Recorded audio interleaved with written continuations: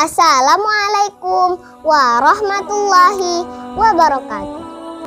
Ayah, bunda, serta teman-teman semua dimanapun kalian berada. Alhamdulillah pada hari ini kita masih diberi kesehatan oleh Allah Subhanahu wa Ta'ala. Salawat serta salam tak lupa kita kirimkan kepada Nabi Muhammad Sallallahu Alaihi Wasallam dengan ucapan Allahumma sholli ala Muhammad wa ala ali Muhammad. Teman-teman yang berbahagia, Nabi Muhammad adalah suri tauladan kita semua. Maka karena itu wajib bagi kita semua mengenal beliau lebih dekat agar muncullah rasa cinta kita kepada beliau Sallallahu Alaihi Wasallam. Nah, hari ini Kaira akan menceritakan tentang Nabi Muhammad Sallallahu Alaihi Wasallam kepada teman-teman semua. Dengarkan baik-baik ya. Nabi Muhammad lahir di kota Mekah pada hari Senin 12 Rabiul Awal 571 Masehi tahun gajah. Disebut tahun gajah karena 50 hari sebelum kelahiran Nabi terjadi peristiwa penyerangan Abraha yang mengendarai gajah ke Mekah. Peristiwa ini diabadikan dalam surat Al-Fil ayat 1-5. Teman-teman pasti sudah hafal kan? Teman-teman, ibu Nabi bernama Aminah dan ayah Nabi bernama Abdullah bin Abdul Muthalib. Berdasarkan riwayat Ibnu Ishaq dan Al-Baihaqi, ketika ibunda Rasulullah SAW sedang mengandung Rasulullah SAW, seorang pernah mendatangi beliau dan berkata,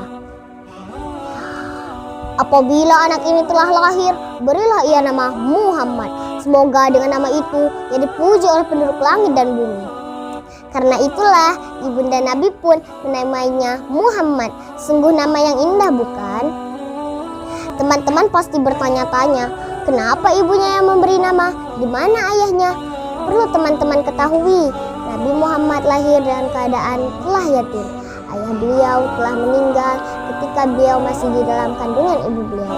Sedih kan teman-teman?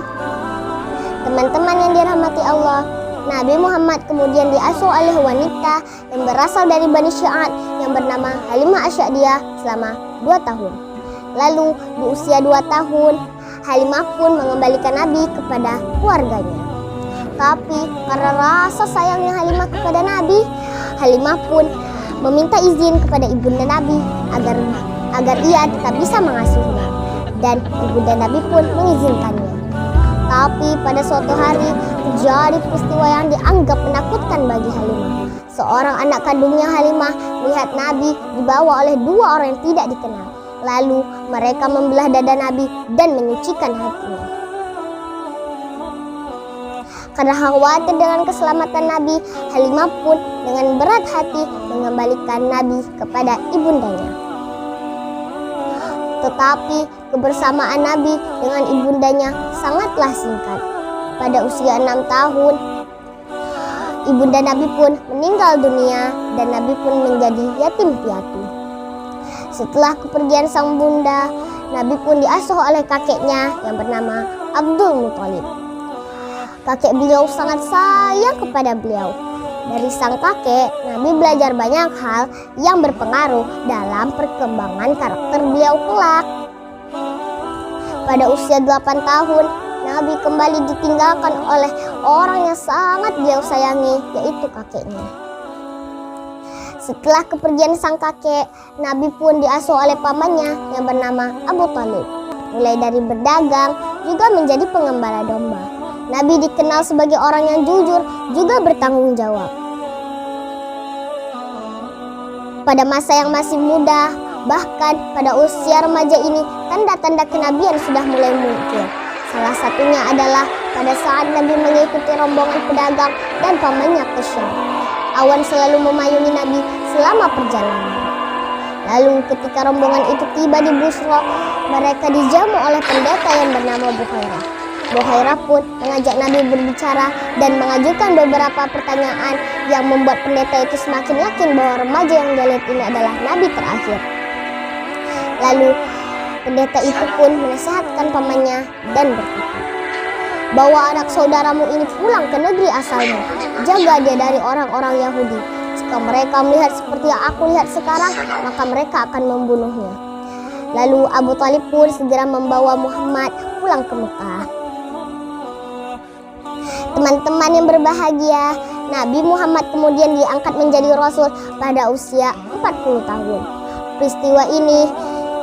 Peristiwa ini dimulai dengan turunnya wahyu pertama surat Al-Alaq ayat 1-5. Lalu Nabi pun mulai melakukan dakwah secara diam-diam selama 3 tahun.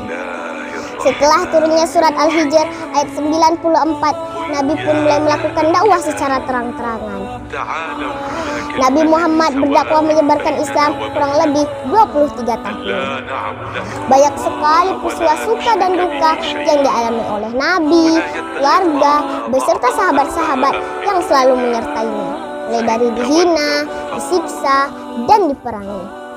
Setelah berujung dakwah yang panjang, Nabi Muhammad meninggal dunia pada usia 63 tahun. Berita kepergian Nabi sangat menimbulkan duka yang mendalam bagi umat Islam saat itu. Banyak yang tidak percaya bahwa Nabi Muhammad telah meninggal. Bahkan sahabat beliau Umar bin Khattab pun mengatakan bahwa siapapun yang mengatakan Rasulullah telah meninggal maka dia harus dihukum. Lalu Abu Bakar pun mengatakan kepada semuanya, "Jika kalian menyembah Muhammad, maka sungguh Muhammad telah meninggal. Jika kalian menyembah Allah, maka dia akan tetap hidup dan takkan pernah mati." Orang-orang pun percaya bahwa Nabi Muhammad telah kembali kepada Allah Subhanahu wa Ta'ala. Teman-teman yang dirahmati Allah, tahukah kalian ketika Nabi di dalam keadaan syakaratul maut dan merasakan sakit yang luar biasa, ketika nyawa akan dicabut, beliau berdoa kepada Allah, "Ya Rabb, dahsyat sekali maut ini, timpakan saja siksaan maut ini kepadaku, jangan pada umatku," ucap Nabi. Bahkan beliau berbisik kepada sahabat beliau Ali, "Ummati, ummati, ummati." Beliau tetap memikirkan kita umatnya di detik-detik terakhir beliau. Sungguh cintanya beliau kepada kita. Semoga kita bisa ketemu dengan Rasulullah SAW di surganya Allah kelak. Amin. Sekian kisah tentang Nabi Muhammad yang bisa Khaira sampaikan. Terima kasih atas perhatiannya. Assalamualaikum warahmatullahi wabarakatuh.